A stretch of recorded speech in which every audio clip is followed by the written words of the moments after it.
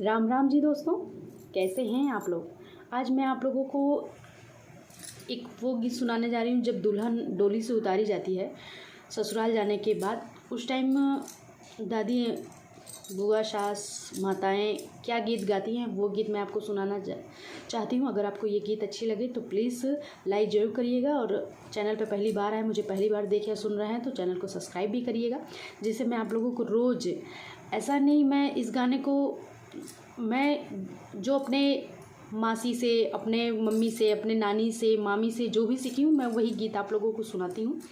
तो मोबाइल से देख करके भी मैंने कोई कहीं कॉपी करके नहीं मैं गाती हूँ, इसलिए आप इस चैनल को ज़रूर सब्सक्राइब करिएगा, जिससे आपको रोज़ नए यूनिक गीत सुनने को मिले। अगर आप चैनल पर पहली बार आए हैं तो प्लीज़ चैनल को सब्सक्राइब करिएगा। बेटा अब भैला धन के गुलाम, टिकड़िया बेनत चला। बेटा अब भैला धन के गुलाम, टिकड़िया बेनत चला। तब लेता रहला बेटा माई के दुलरुआ, माई के दुलरुआ, बेटा माई के दुलरुआ।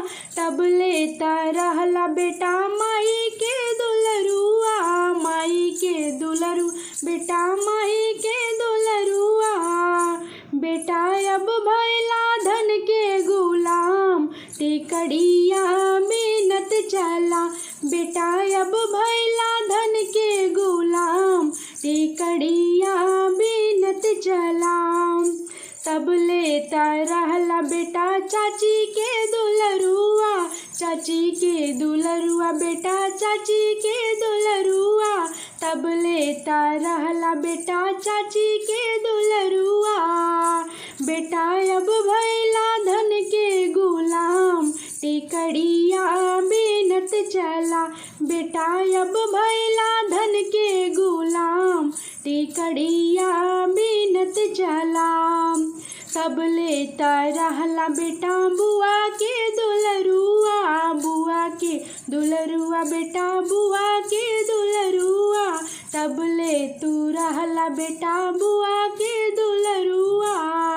बेटा अब भैला धन के गुलाम, टिकड़िया बेनत चला।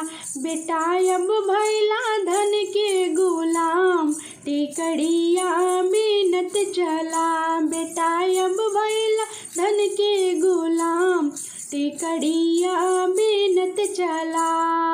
तब लेता रहला बेटा भौजी के दुलरुआ, तब लेता रहल बेटा भौजी के दुलरुआ, भौजी के दुलरुआ, बेटा भौजी के दुलरुआ।